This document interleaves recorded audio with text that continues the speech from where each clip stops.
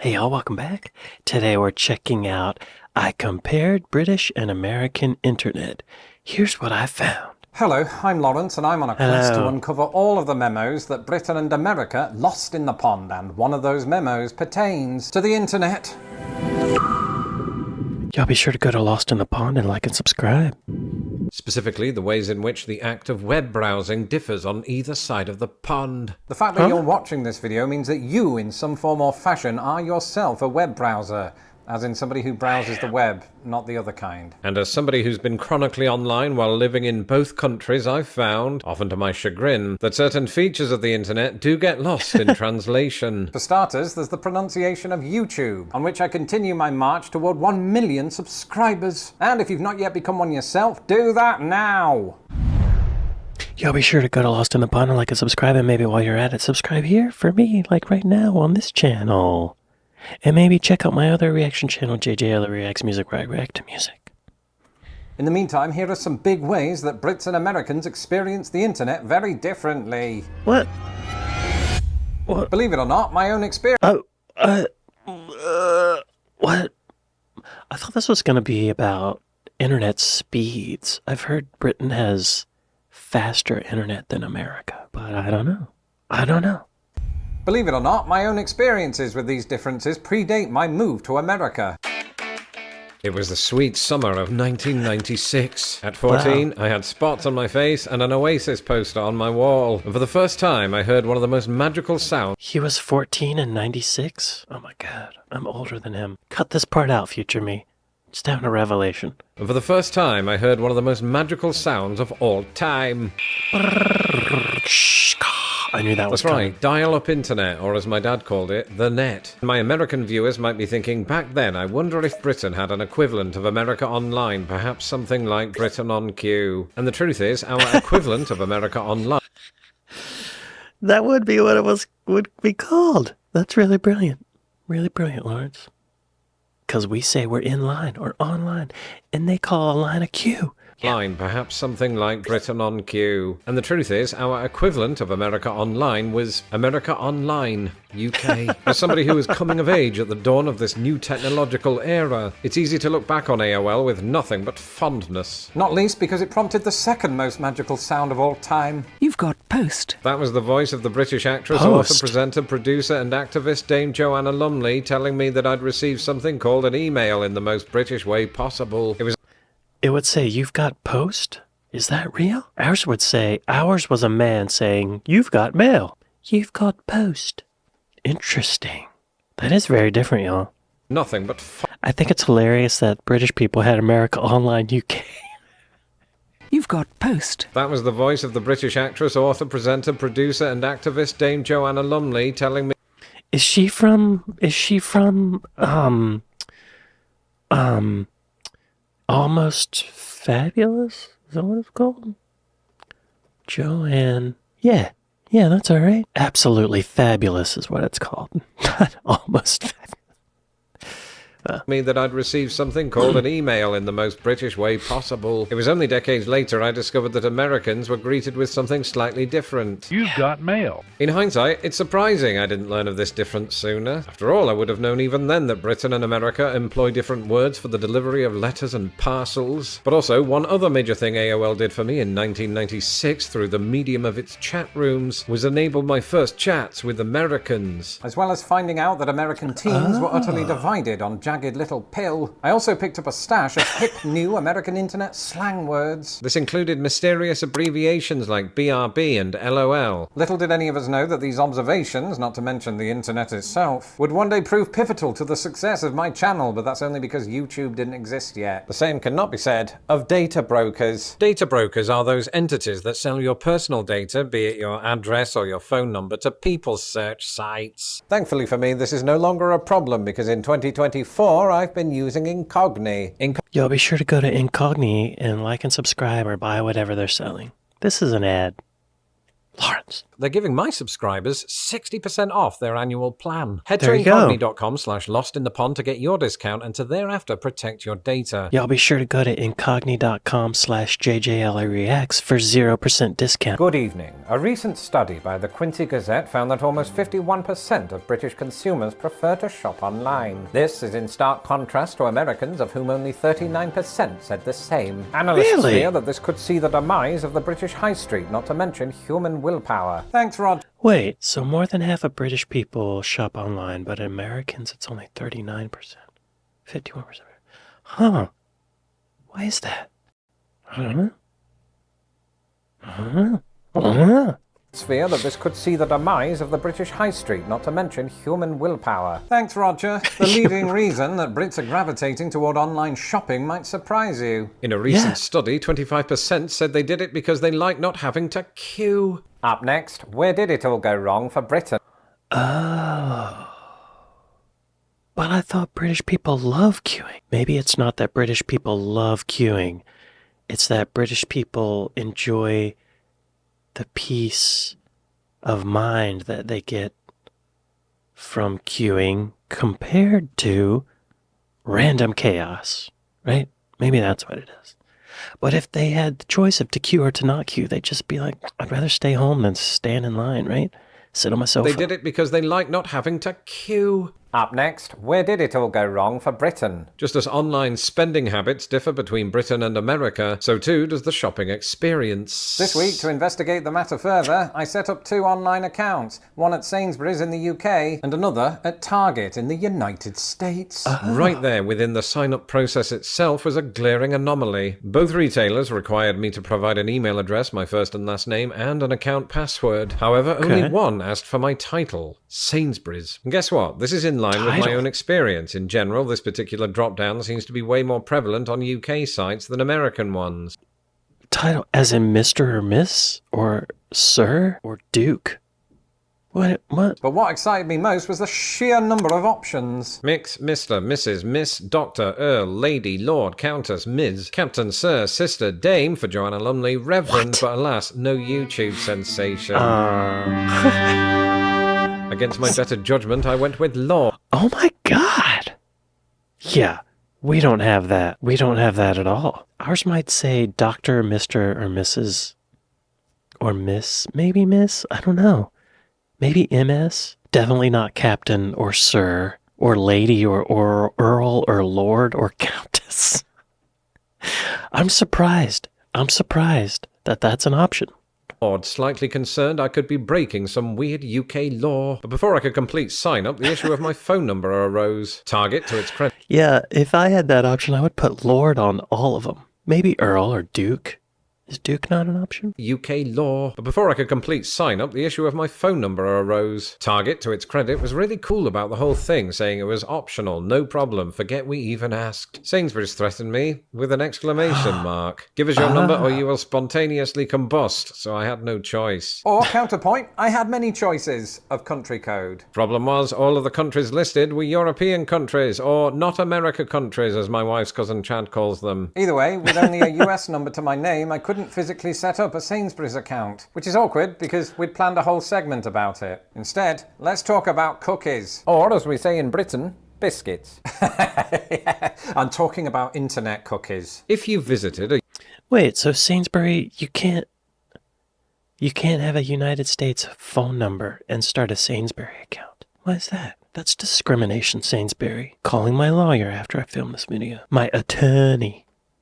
countries, or not America countries, as my wife's cousin Chad calls them. Either way, with only a US number to my name, I couldn't physically set up a Sainsbury's account, which is awkward because we'd planned a whole segment about it. Instead, let's talk about cookies. Or, as we say in Britain, biscuits.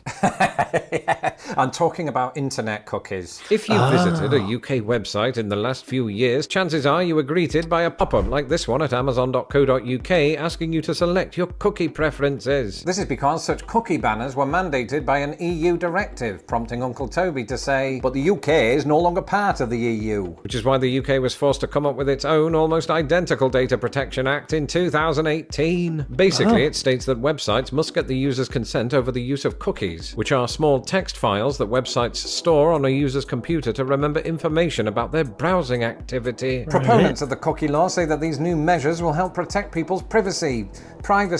You'll notice that this, much like British currency, is absent from the American iteration. In the US, no such law has been passed at the federal level, which apparently has nothing to do with the harmful stereotype that Americans can't say no to cookies. But a handful of states, including Virginia... We do. The cookies option is always there. Like almost every website I go to says, do you agree to the cookies? You can accept them or decline them, right? I mean, there's no law about it maybe, but we have that option. What's he talking about? Privacy. You'll notice that this, much like British currency, is absent from the American iteration. In the US, no such law has been passed at the federal level, which apparently has nothing to do with the harmful stereotype that Americans can't say no to cookies. But a handful of states, including Virginia, have passed their version of the law, which is evidenced by a... I see. That was a joke about Americans being fat. At the federal level, which apparently has nothing to do with the harmful stereotype that Americans can't say no to cookies. But a handful of states, including Virginia, have passed their version of the law, which is evidenced by a cookie banner on an otherwise popular dating site, Virginia is for Lovers. Wait, no, that is in fact Virginia's tourism page. But most of the time, web surfers in the US won't see messages like this, because the US is part of a dwindling number of countries without a national cookie law. For a country that greatly values liberty, this presents something of a paradox. Say yes to slightly better control over your online privacy, or say yes to an internet free from the tyranny of an extra click. Let me know in the comments what you think. In other news, does this video... What's he talking about?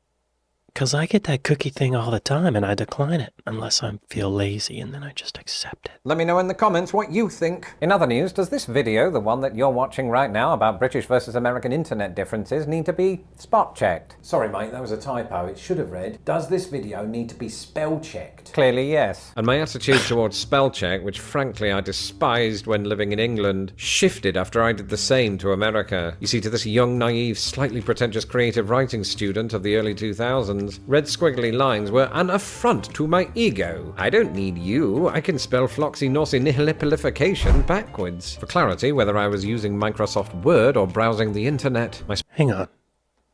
What is this word? The action or habit of estimating something as worthless. Okay. How do you pronounce it? Floxy nosy nihilipilification. Floxy nosy nihilipilification. Why even say the word? This word is floxinosinifilification. An affront to my ego. I don't need you. I can spell floxy nosy nihilipilification backwards. For clarity, whether I was using Microsoft Word or browsing the internet, my spell check language, as is standard in the UK, was always set to British English. And then Right. it wasn't. You see, the autumn of 2008 will forever be etched in history as a period when I became America's finest British import after apple pies. And moving here almost certainly meant that I'd have to update my spell check settings to American English. After all, I'd be applying for American jobs online, addressing American subscribers on social media, and Also, we spell words different. We use more Z's, y'all.